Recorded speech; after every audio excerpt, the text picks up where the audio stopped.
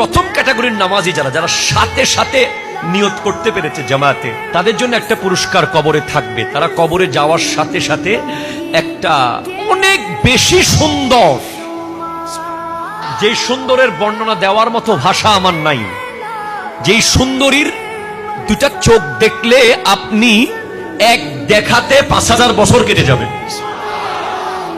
এরকম একটা হুর কবরে বিয়ে দেওয়া হবে ওই ব্যক্তির সাথে।